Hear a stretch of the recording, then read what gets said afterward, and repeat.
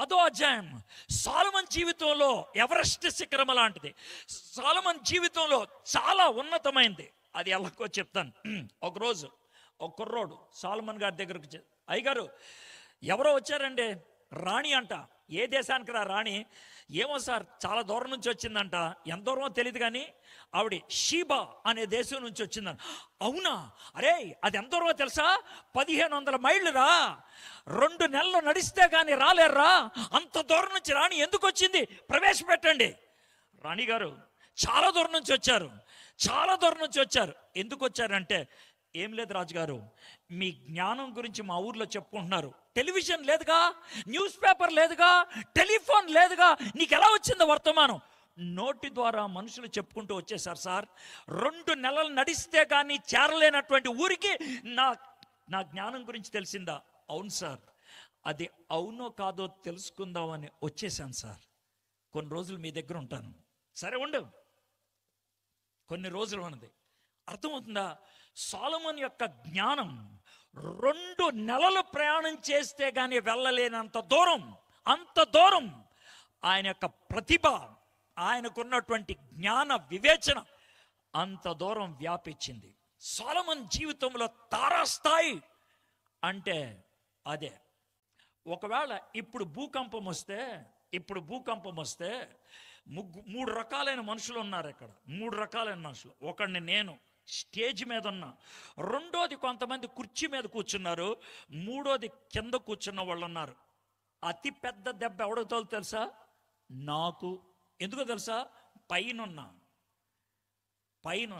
Next ఎవరో తెలుసా? కుర్చీ మీద ఉన్న వాళ్ళకి. అతి తక్కువ దెబ్బ ఎవరు తెలుసా? కింద కూర్చున్న వాళ్ళకి. నేను ఎందుకు ఈ ఉదాహరణ చెప్పాను తెలుసా? ఆత్మీయంగా ఎదిగే కొద్దీ జాగ్రత్తగా లేకపోతే పడితే మొహం పగులుద్దే. నువ్వు అనుకున్నామో నేను ఆత్మీయంగా చాలా పైకి వెళ్ళిపోయాను, నాకేమవుదని. పైకి వెళ్ళావు కాబట్టి నువ్వు పడితే నీకు తగిలే దెబ్బ పెద్దదే. అందుకే గుర్తుపెట్టుకోండి, స్పీడు పెరిగినా హైట్ పెరిగినా భద్రతలు ఉండాలి. ఏరోప్లేన్ హైట్ పెరుగుద్ది, అందుకే బెల్ట్ వేసుకోమంటాడు. మోటార్ సైకిల్ స్పీడ్ పెరుగుద్ది, అందుకే హెల్మెట్ వేసుకోమంటారు. ఆత్మీయతలో ఎదిగితే, ఆత్మీయలో పైకి వస్తే మనకి భద్రతలు లేకపోతే తగిలే దెబ్బ చాలా భయంకరంగా ఉంటుంది. ఎందుకు ఇంత ఇంట్రొడక్షన్ ఇచ్చానంటే, 10వ అధ్యాయం పక్కనే 11వ అధ్యాయం ఉంది. 10వ అధ్యాయం పక్కనే 11వ అధ్యాయం. అది మాకు తెలియదేంటి? 10 తర్వాత 11 ఉంటుందని తెలుసు మీకు. కానీ ఆ 11వ అధ్యాయంలో ఏముందో తెలిస్తే, సార్ 10వ అధ్యాయంలో సొలొమోను ఏంటి సార్, 11వ అధ్యాయంలో సొలొమోను ఏంటి సార్, మాకు అసలు అంతు పట్టట్లేదు అనొచ్చు. అంత ఎదిగినటువంటి సొలొమోను పరిస్థితి ఏంటో మీ కళ్ళారా చూడండి. 11వ అధ్యాయం 3వ వచనం చదువుతున్నాను నేను. 11వ అధ్యాయం 3వ వచనం. అతనికి 700 మంది రాజకుమార్తెలైన భార్యలను, 300 మంది ఉపపత్నులను కలిగి ఉండిరి. అతని భార్యలు అతని హృదయమును త్రిప్పివేసెను. 700 మంది పెళ్ళాలని, 300 మంది ఉంచుకున్న వాళ్ళని, సెటప్ల్ని పెట్టుకున్నాడు. మీకు అర్థం అవడానికి ఆ పదం ఉపయోగిస్తున్నాను, మీకు అర్థం అవడానికి. 1000 మందితో ఆయన గడపడానికి ఇష్టపడ్డాడు. 1000 మందితో.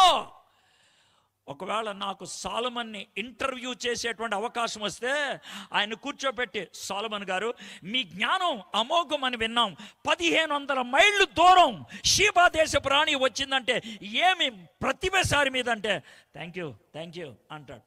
కానీ ఏంటి సార్ అంత జ్ఞానవంతుడు 700 మంది భార్యల్ని, 300 మంది ఉపపత్నుల్ని ఎందుకు సార్ తెచ్చుకున్నారు అని అంటే, సైలెంట్ అయిపోతాడని. చెప్పు సార్ ఎందుకు అని అంటే, ఏం చెప్పమంటారు సార్, జ్ఞానం ఎంత ఉన్నా కూడా దేవునితో కనెక్షన్ పోతే ఆ జ్ఞానాన్నే తప్పుడుగా వాడతామంటే ఇదే నిదర్శనం. దేవుడిచ్చిన జ్ఞానాన్నే నా స్వలాభానికి వాడుకున్నా, దేవుడిచ్చిన జ్ఞానాన్నే నాకు కావలసిన రీతిలో వాడుకున్నా. ఆ స్థాయి నుంచి ఈ స్థాయికి వచ్చాను. సరే, 5వ వచనం చూడండి. సొలొమోను అప్తరోతు అను సిదోనీల దేవతను, మిల్కోము అని అమ్మోనీల హేయమైన దేవతను అనుసరించి నడిచాను. మీ పాస్టర్ గారు ఇప్పటిదాకా ఇక్కడ క్యాసిక్లు వేసుకున్నారు కదా, ఆ క్యాసిక్లు మానేసి నెత్తి మీద టోపీ వేసుకొని అల్లాహు అక్బర్ అంటే ఎలా ఉంటుంది మీరు ఆలోచించండి ఒకసారి.